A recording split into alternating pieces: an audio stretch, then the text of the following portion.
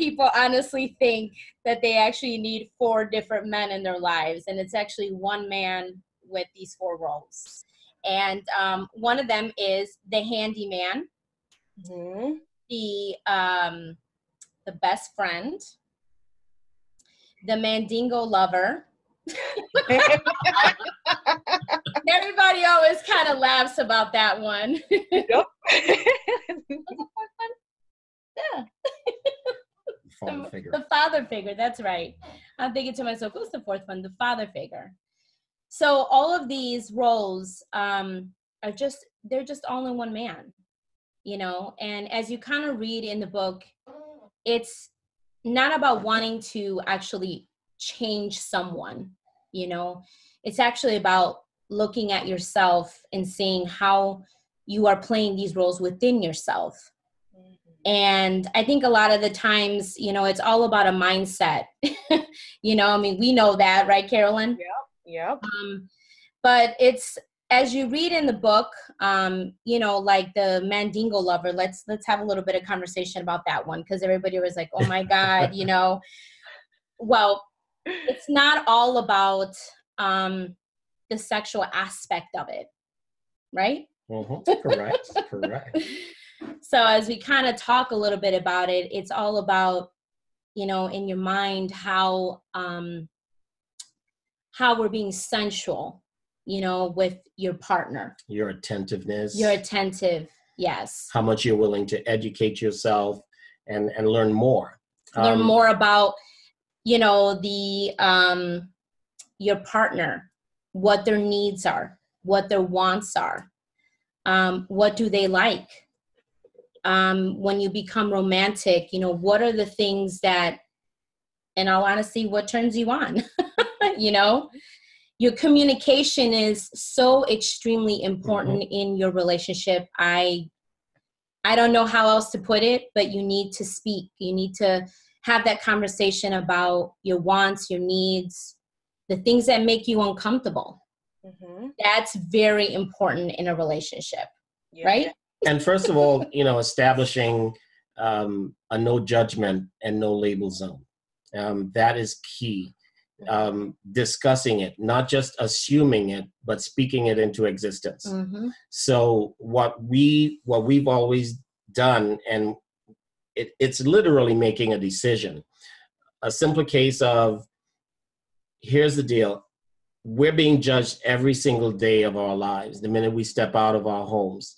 So the question would be, is there a place that we can designate as a judgment-free zone? How cool would it be to not be judged?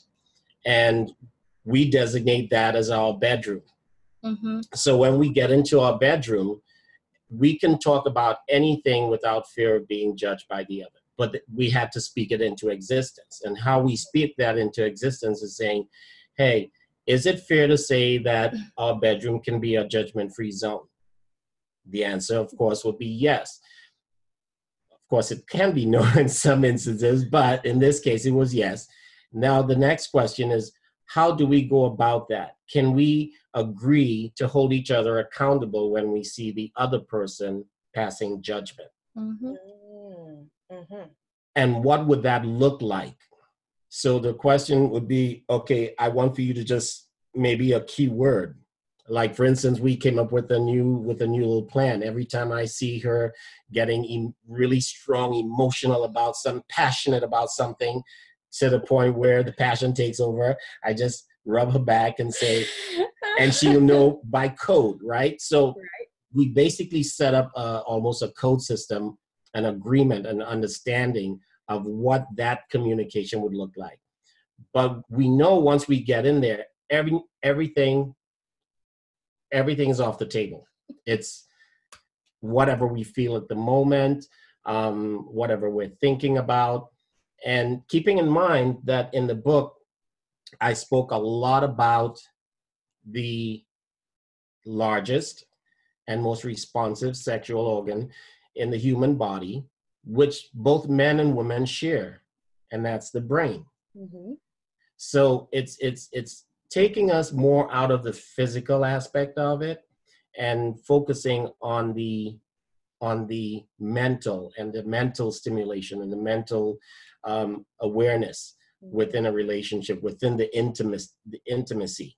So what brought about that was just observations. Now, my background before all of this, before the DJB and all that stuff, my background has been in engineering. So in an engineering mind, computer engineering, I went to Franklin Institute of Technology in Boston. And with an engineering mind, we dissect things, we study things. So having that in mind, I wanted to see how relationships really work. And I always pay attention, being the DJ side, I read people, I read crowds.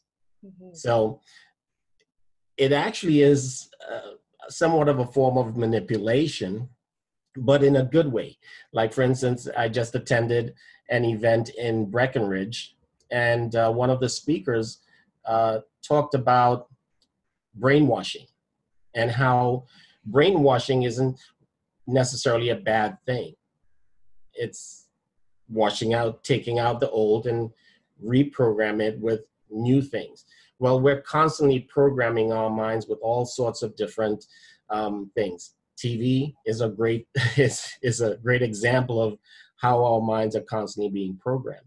So it's just a matter of understanding what's going on, and then take it to the next step of what we should do with the no judgment zone. So now we get to the point of the two women, right? So the two women, she covered the four men. Now I cover the two women. The two women is commonly known. We've heard it in songs. We've heard it in the Usher song, Yeah, a lady in the street and a freak in the bed or a freak in the sheets. However, through my studies and case studies with, as we were leading up through the book, I would interview several women. And many of the women had their perceptions of how men are, that we're just about the physical and all those things. And while there's some truth to that, it's not totally accurate. So in that scenario, lady in the street, what we as men look for in our women is a woman that can hold her own, hold a conversation. To summarize it, that's the woman I want to take home to introduce to my mom, or to my family.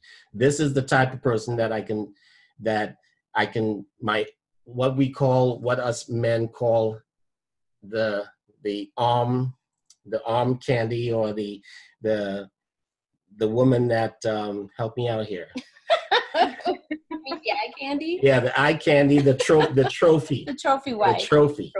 So the one that they take out and they showing off, and all the guys are like, man, who's that lady? And the guy says, yeah, she's with me. That's pretty much the lady in the streets. It's the one that just turns heads and just impresses everyone the minute she opens her mouth. That can hold her own in a conversation. Charisma. Yes, exactly. One that people will keep asking for even when she's not around. Well, I have that because whenever I'm not around, people are saying, where's Jessica? Hey, it's great to see you at the M1 Go Abundance event, but where's Jessica? How come you didn't bring her? So, you see that where that happens. And then, of course, now the biggest misconception when I spoke to many females in the case studies, they came back, I'd ask them, what's your version of what is your impression of what a freak in the sheets is? And many of them had the impression that it only is what happened behind closed doors. It was not only that, but it's what you do in the bedroom. And that it helps, but that's not everything that we look for. And for many years, decades, the misconception were women didn't realize that we needed mental stimulation. So I made a bold move in the book and I actually posted actual escort ads. Now, this was before, some of those popular sites went down, the C ones. They stopped posting that stuff, but I was able to capture some of those actual escort ads and I posted that in the book. But the point I wanted to do that was not to glorify anything that's illegal, but it was to take a page from what is known as the oldest profession in the world. And this is worldwide. Anywhere you go in the world, there are escorts. But to take from their ads and see how nothing explicit was being said. So anyone who have not read the book yet, you're not going to see any explicit stuff. I'm telling you now. But on these ads, there was nothing explicit being said. Yet still, if you think the process of a man who seems to be lacking something, and he will pick up a phone, call that number based on an ad, go to an ATM machine, withdraw whatever money that person on that ad said it will cost, go to a strange door somewhere, knock on that door not knowing what's on the opposite end, to take all those risks based on words, clearly supports the notion of how mental stimulation is the picture that these women paint in those ads. Simple things like, I'll treat you like a king. When you come here, one common thing was, I will do what your wife or girlfriend won't do. That's a common thread. So they paint the picture right away that if you have a wife or a partner that's judgmental and, kind of squirms towards certain fetishes that you may not have been open to, then clearly you come to them, as long as you pay them, there's no judgment. And there goes back to the judgment-free zone. Why it's so important. Because here's a man that will be willing to go to a stranger, risk diseases, risk all that stuff, because she's posted or put forward that impression that when you come to me, I don't care what you want to do. I'll do it all. I'll treat you like a king, and there's no judgment. So clearly, we can have that in our homes, in our lives, in our relationships, but we have to establish about the no judgment free zone. And some people are judgmental. Let's face it, we all have our share of being judgmental. But if we can turn it off when around our partners, then we can bring each other in closer, because and allow each other to be vulnerable and transparent and humble, because if you take it back to just your marriage vows, it's all about those three things, especially humility. You got to be humble. So we gotta humble ourselves before, what if we're faith-based, they say you gotta humble yourself before your father. That's what we do with each other. And once you get to that point, you realize that you see the transformation start happening. So that's More life, fully